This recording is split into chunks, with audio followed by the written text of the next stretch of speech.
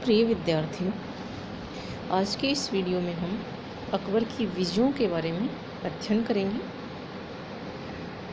इससे जो पिछला वीडियो था उसमें हमने अकबर के प्रारंभिक जीवन और उसकी कठिनाइयों के बारे में अध्ययन किया था।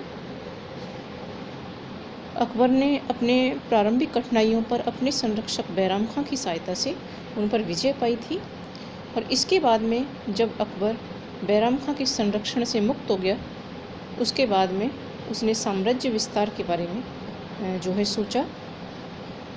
अकबर को विजय और साम्राज्य विस्तार की लालसा होने के कारण वो राज्य विस्तार में लग गया। जैसे ही उस पर से बैराम खां का नियंत्रण हटा और हरम के प्रभाव से वो मुक्त हुआ, तो वो साम्राज्य विस्तार की महत्वाकांक्षा को अपने मन में संजोने लगा। वह कहा करता था कि एक राज्य को विजय के लिए सदैव तत्पर रहना चाहिए, नहीं तो पड़ोसी शासक जो है उसके विरुद्ध शस्त्र उठाने की चेष्टा करते हैं। अकबर एक महान शासक था। उसने पश्चिम उत्तर भारत और दक्षिण भारत के अधिकांश भाग को जो है मुग़ल साम्राज्य में मिला लिया था। राजपूताना का अधिकांश भाग भी उसके अधीन हो गया था। तो हम जो है सबसे पहले उसकी जो विजय हैं, उत्तर भारत की विजय हैं, पश्चिम की जो विजय हैं उनके बारे में अध्ययन करेंगे।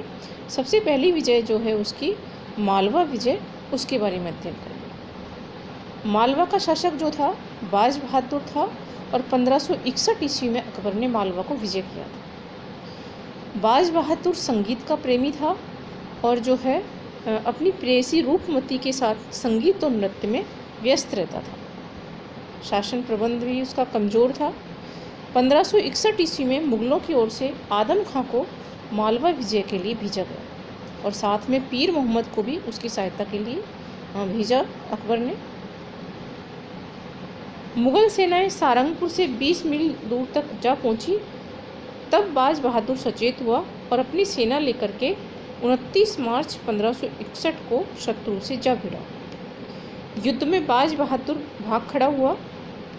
बाज बहादुर की संपूर्ण संपत्ति, उसकी पत्नी, ये सभी आदम खां के हाथ लगी, किंतु रूपमती ने जहर खाकर आत्महत्या कर ली और आदम खां और पीर मोहम्मद ने खुलकर मालवा की जनता पर अत्याचार किया। फिर आदम खां ने लूटी हुई संपत्ति का अधिकांश भाग भी अपने पास रख लिया।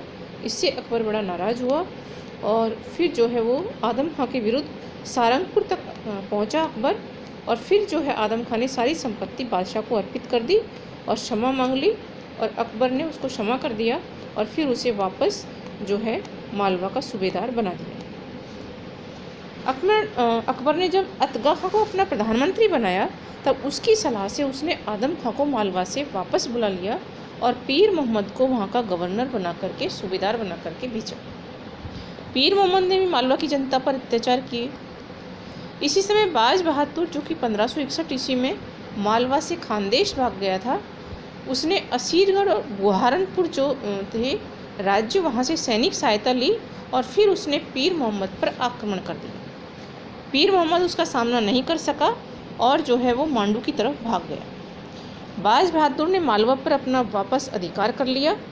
अकबर को जब इसकी सूचना मिली तो उसने 1562 ईस्वी में अब्दुल्ला खां उज़्बेक को जो है सेना लेकर के भेजा मालवा में।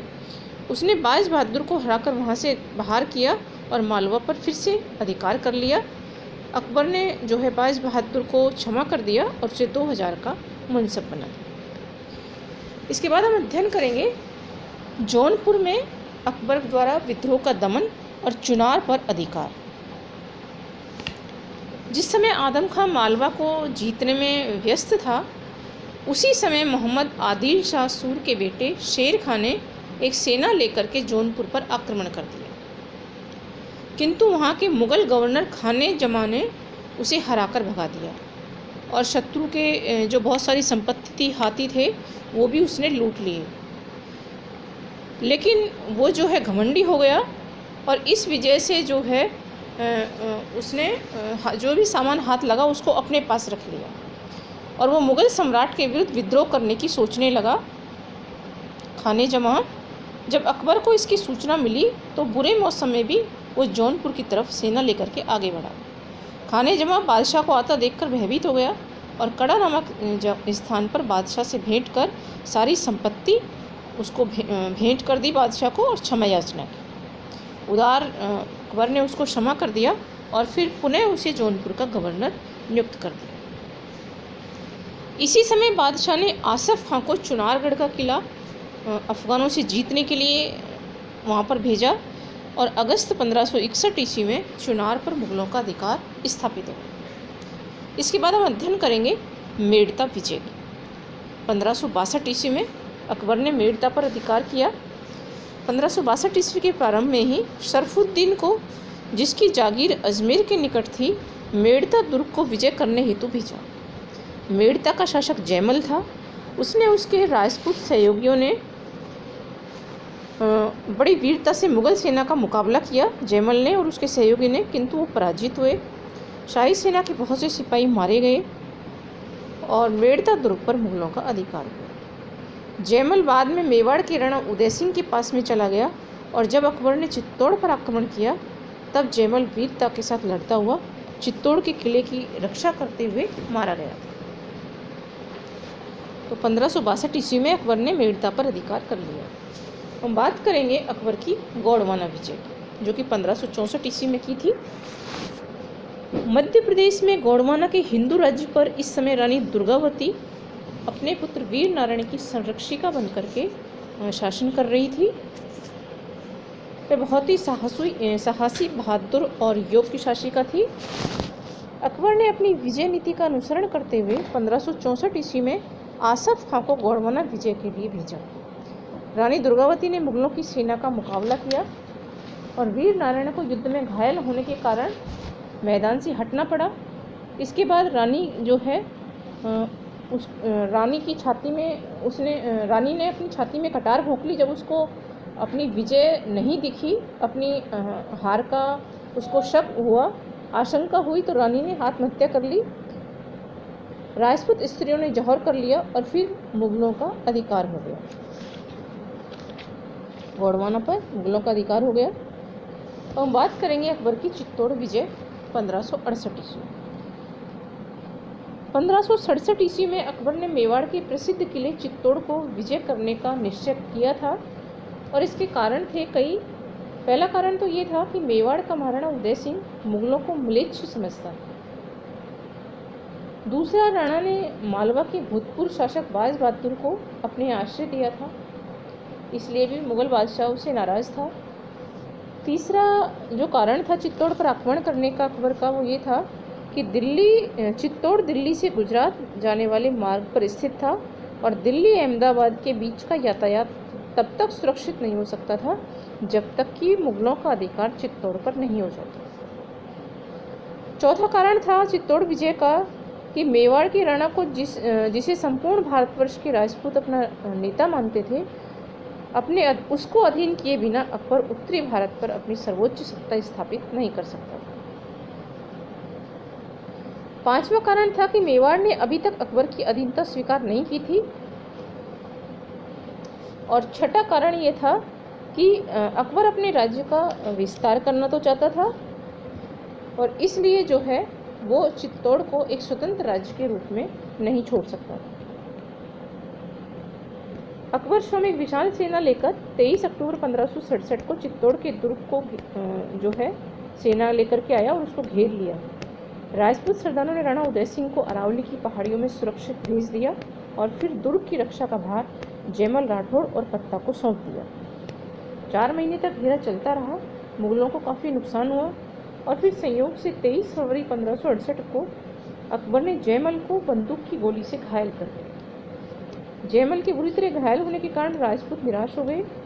स्त्रियों ने जौहर किया और फिर दूसरे दिन राजपूत जो है मुग़लों पर टूट पड़े।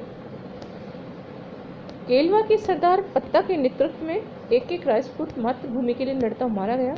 अकबर जयमल और पत्ता की वीरता से बहुत प्रभावित हुआ और आगरा के किले के द्वार पर उनकी स्मृति में उनकी प्रस्तर मूर्तियां स्थापित कर दी। अब हम बात करेंगे अकबर की रणथंबोर विजय, जो कि 1569 ईस्वी में की गई थी। चित्तौड़ को जीत लेने के बाद अकबर ने राजस्थान के दूसरे प्रसिद्ध दुर्ग रणथंबोर को जीतने का निश्चय किया। फरवरी 1569 ईस्वी में अकबर ने एक बड़ी सेना की सहायता से रणथंबोर का घेरा डाल दिया। इस समय रणथंबोर बूंदी के हाड़ा राजपूत सुरजन राव के अधिकार में था, जो मेवाड़ के अधीनस्थ थे। ये घेरा लगभग 1.5 महीने तक रहा। अंत में सुरजन हाड़ा ने सोचकर कि चित्तौड़ जैसे किले का ही पतन हो गया है, तो युद्ध को जारी रखने का कोई फायदा नहीं है, और फिर उसने अपने दोनों पुत्रों दूधा और भोज को भेजकर अकबर की अधीनता स्वीकार की। ये भी माना जाता है कि आमेर के शासक भगवान दास के समझाने से सुरजन हाड़ा ने रणथंबोर का किला अकबर को सुपुर्द किया था। कुछ भी हो, लेकिन रणथंबोर पर अकबर का अधिकार हो गया। हम बात करेंगे कालिंजर अभियान की, कालिंजर विजय की, जो कि 1569 ईस्वी में की गई थी। चित्तौड़ और रणथंबोर के बाद अकबर की निगाह कालिंजर के अभेद दुर्ग पर थी, जो उत्तर प्रदेश के बांदा जिले में स्थित था। इस समय ये जो दुर्ग था कालिंजर का, वो रीवा के राजा रामचंद्र के अधिकार में था। 1569 ईस्वी में अकबर ने मजनू खां को इस दुर्ग को अधिकार करने के लिए भेजा। इस पर अधिकार करने के लिए रामचंद्र ने चित्तौड़ और रणथंबोर के पतन से परिचित था। उसने बिना दृढ़ता से प्रतिरोध किए आत्मसमर्पण कर दिया और फिर कालिंजर पर मुगलों का अधिकार हुआ। अब हम बात करेंगे मारवाड़, बीकानेर और जैसलमेर पर आधिपत्य 1570 ईस्वी। इस समय तक अकबर की शक्ति बहुत बढ़ गई थी। 1570 ईस्वी तक राजस्थान में अजमेर, मेड़ता, चित्तौड़, रणथंबोर जैसे प्रसिद्ध स्थान उसके अधिकार में आ गए थे। अब उसने उत्तर पश्चिमी राजस्थान पर आधिपत्य स्थापित करने की दृष्टि से अकबर ने 1570 ईस्वी में नागौर की यात्रा की। यहाँ जोधपुर का राजा राव चंद्रसेन अकबर की सेवा में उपस्थित हुआ।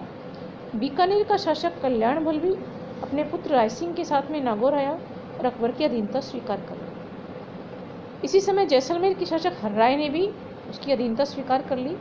अकबर ने बीकानेर और जैसलमेर के राजघरानों से वैवाहिक संबंध भी स्थापित किए। इस प्रकार 1570 ईस्वी तक मेवाड़ को छोड़कर बाकी पूरा राजस्थान जो है अकबर की अधीनता में आ चुका है। हम बात करेंगे गुजरात विजय के बारे में, जो कि 1572-73 में अकबर के द्वारा की गई थी।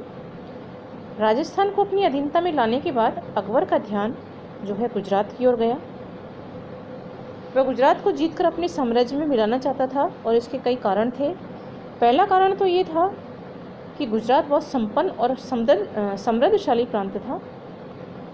दूसरा, गुजरात जो है अच्छा व्यापारिक केंद्र था। यहाँ से तुर्की, सीरिया, फारस तक के जो देश थे उनसे व्यापार होता था। तीसरा, ये मक्का जाने वाले हज यात्रियों के रास्ते में पड़ता था, इसलिए सुरक्षा की दृष्टि से इस पर अधिकार करना जरूरी था। चौथा कारण था गुजरात विजय का कि अकबर के विद्रोही संबंधी मिर्जाओं ने यहाँ पर शरण ले रखी थी। इन्हीं कारणों से अकबर ने गुजरात को जीतने का निश्चय किया और सितंबर 1572 में एक सेना लेकर वो स्वयं जो है गुजरात अभियान पर चल पड़ा। मुगलों का कोई विशेष प्रतिरोध नहीं हुआ और नवंबर 1572 में अकबर द्वारा अहमदाबाद पर अधिकार कर लिया गया। खाने आजम को गुजरात का गवर्नर नियुक्त किया गया।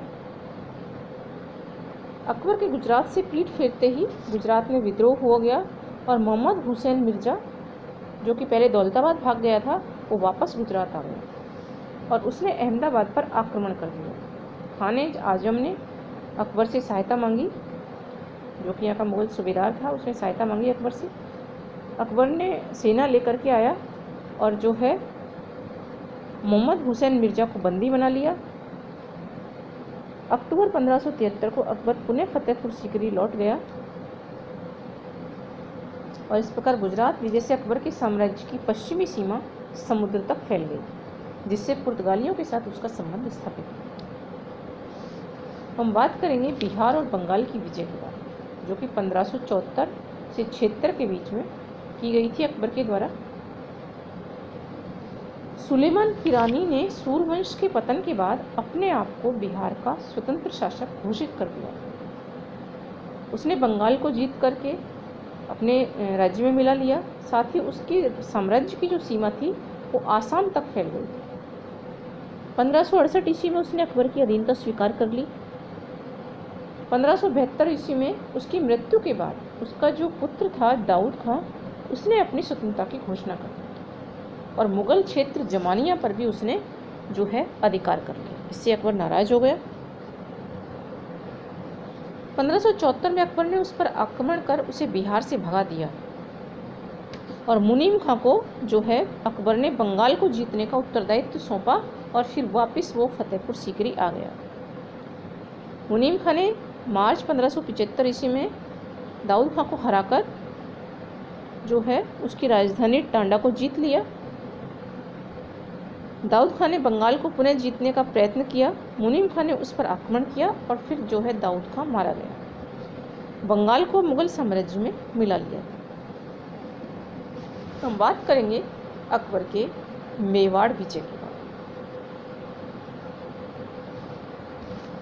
मेवाड़ की राजधानी चित्तौड़ जो है 1568 ईस्वी में मुगलों का अधिकार होने के बावजूद राज्य का एक बड़ा भाग जो है अभी तक राणा उदय सिंह के अधिकार में था। चित्तौड़ पर तो अधिकार कर लिया था अकबर ने, लेकिन जो है अभी भी एक बड़ा भाग मेवाड़ का वो राणा उदय सिंह के पास में था। 1572 ईस्वी में राणा उदय सिंह की मृत्यु हुई और उसका पराक्रमी पुत्र राणा प्रताप जो है वो मेवाड़ का शासक बना। इस समय राजस्थान के अधिकांश राजा अकबर की अधीनता स्वीकार कर चुके थे, परंतु राणा प्रताप ने अपनी स्वतंत्रता को बनाए रखने का निश्चय किया और उसने अकबर से संघर्ष करने का मन बनाया। अकबर ने प्रारंभ में जलाल खां, मान सिंह, भगवान दास और फिर टोडरमल को भेजकर राणा को समझाने का प्रयास किया, परंतु राणा ने अधीनता मानने से स्पष्ट इनकार कर दिया। अप्रैल 1576 ईस्वी में अकबर ने आमेर के कुंवर मान सिंह और आसफ खां के नेतृत्व में एक शक्तिशाली सेना मेवाड़ को विजय करने के लिए भेजी। 21 जून 1576 को हल्दी घाटी में दोनों सेनाओं के बीच युद्ध हुआ। राणा प्रताप का आक्रमण इतना ज़बरदस्त था कि मुगल सेना का अगला भाग जो है वो तितर बितर हो गया। मुगल भागने लगे। इसी समय अफवाह फैल गई कि बादशाह स्वयं मैदान में आ रहे हैं, अतः मुगल सेना वापस डट गई। उन्होंने जोर से हमला किया जिसे राजपूत झेल नहीं पाए। शत्रु सेना ने राणा प्रताप को चारों ओर से घेर लिया। ऐसी संकटपूर्ण स्थिति में प्रताप के कुछ स्वामी भक्त सैनिकों ने राणा के घोड़े की लगाम पकड़कर उन्हें युद्ध क्षेत्र से बाहर कर दिया और झाला बीदा ने राणा के मुकुट को अपने सिर पर जो है धारण कर लिया, लेकिन उनकी हिम्मत टूट चुकी थी और इस प्रकार हल्दी घाटी के युद्ध में जो है राणा की हार हुई और अकबर की विजय हुई। परंतु मुगल इतने थक गए थे कि उन्होंने राणा और उसकी सेना का पीछा नहीं किया। गोंगुदा जिसे राणा ने खाली किया था, राजा मानसिंह ने दूसरे दिन उस पर अधिकार कर लिया, परंतु इससे उसे कोई विशेष फायदा नहीं हुआ।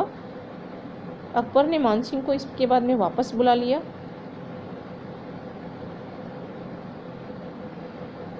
इसके बाद में अकबर शाहबाज खां, सैयद कासिम, सैयद राजू और सैयद हाशिम जैसे अनुभवी सरदारों को भेज करके मेवाड़ से युद्ध करता रहा, लेकिन राणा ने अकबर का आधिपत्य स्वीकार नहीं किया। इस दौरान महाराणा प्रताप व उसके परिवार को पहाड़ों में रहते हुए अनेक कष्ट उठाने पड़े, किंतु 1585 ईस्वी के बाद अकबर के उत्तर पश्चिमी सीमा में व्यस्त हो जाने से राणा पर दबाव कम हो गया और राणा प्रताप ने इस अवसर का लाभ उठाया और 1597 ईस्वी में अपनी मृत्यु से पहले चित्तौड़ और मांडलगढ़ के परगने को छोड़कर संपूर्ण मेवाड़ पर फिर से अधिकार कर लिया।